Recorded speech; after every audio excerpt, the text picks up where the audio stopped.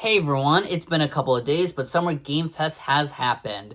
And honestly, it's been a mixed event this year. Now, before I go into my thoughts of it, obviously I would like to mention some announcements that I thought were pretty interesting. I actually have a lot listed down, but there was some stuff that were like mentioned from not the event actually. It's like days before, like there was a Toy Story Retro Roundup, which is pretty cool. It brought back some of the old Toy Story games, which is pretty cool because they haven't been like re-released before, so having them back again was pretty cool. And then Marvel's Wolverine was also shown as well. It is rated for mature, which I can totally get why, because it's kind of bloody and all that stuff. But hey, it's great to have another Marvel game by Insomniac Games. I can even say it for a second, their name for a second, but yeah, it's pretty cool. It's not just Spider-Man now, they're doing another Marvel IP. So it looks really exciting. It looks pretty cool, to say the least. Now, we're going to go talk about the announcements and then my own thoughts of the presentation. Now, Mighty Cuphead Adventures. There's a brand new sequel to Cuphead, which is pretty cool. It's in development right now, so I'm looking forward to seeing what the new Cuphead is in the future. It looks pretty cool so far. There's also a mention of a brand new TMNT game called The Last Ronin or something like that. I don't know how you say it, but I'm looking forward to seeing what it has to offer for TMNT. TMNT is going to be pretty cool when this game comes out, hopefully. I mean, TMNT is already pretty well known these days because of the Mutant Mayhem, like brought back a new generation of fans and all those things. Now, there was some couple Star Wars stuff. We'll talk about this one briefly and then the other one later. Star Wars Galactic Racers is a brand new Star Wars game. So honestly, it's going to be great to be able to race again in these vehicles and all those things and do some action stuff. So it's going to be pretty cool.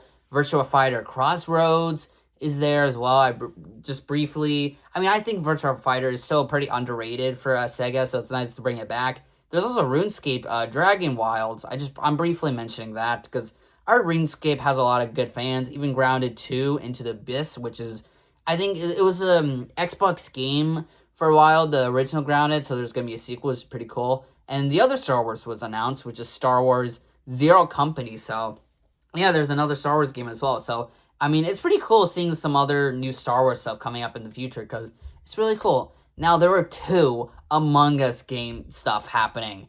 First off is a brand new Among Us detective game. It's a detective like story kind of situation called Among Us Story on Board. It's kind of cool to see a detective game. It should renew interest for the Among Us series. So it's pretty cool that they're bringing back like a detectives game. They're doing a detective game. I couldn't even speak for a second. Detective game for Among Us. So that's pretty cool. They're also doing an Among Us TV show, which released the same day as Summer Game Fest. A lot of people are like, there was a trailer and released on the same day. Phooey. Okay, first of all, it's been so long since we ever got announced for the Among Us TV show. And second of all, it might as well be just released now because it's done. So might as well just release now. And honestly, I kind of watched a bit of the episode 1. And it's actually pretty entertaining. It's really funny.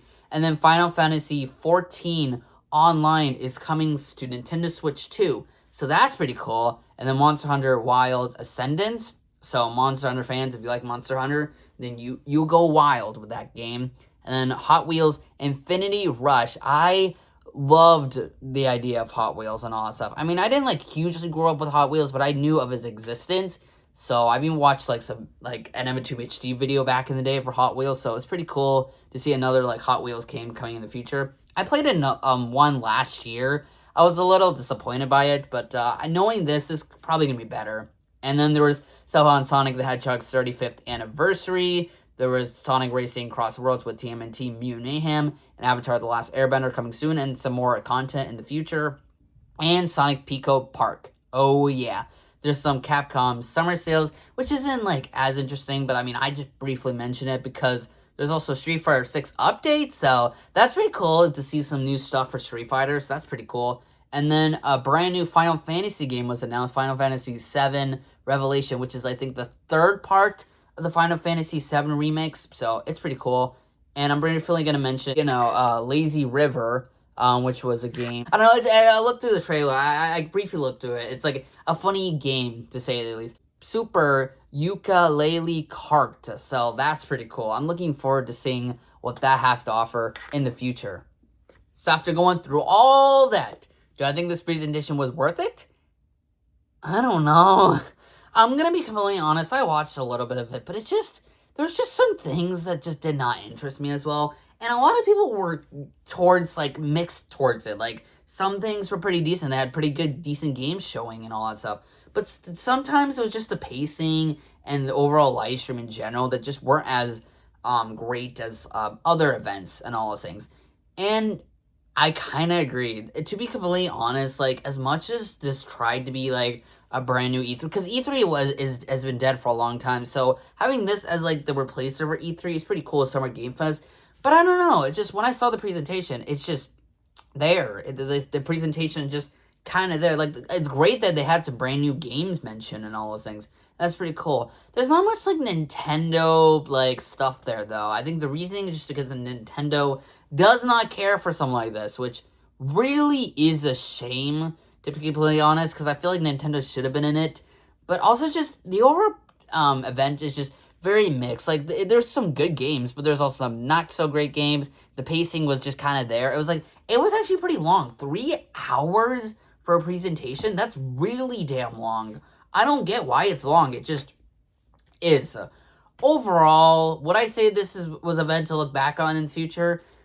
It really depends. I feel like a lot of people would rather rewatch all the E3s from the years past and all those things, and I totally get it. Like, they tried. They really did try. I feel like I would have also watched Summer Game Fest for, like, a couple of years back. I think even 2021 was pretty decent. I thought it was pretty decent. Like, looking back through that thingy, it was pretty decent to look back through. This is just there. It's decent. They tried and all that stuff, and I give them applause for it, but it's just there. So if you like Summer Game Fest, go support, like, the games that were mentioned. Like, there's still some pretty decent stuff I'm looking forward to, but not everything's exactly what I was thinking of. But that's okay. Not everything will always be perfect, and that's fine. Hopefully next year's Summer Game Fest will be better, so I'm hoping for the best. Overall, I was pretty mixed on it too, but I'm hoping for the best in the future, so that's pretty good. I'll see you guys later. Goodbye.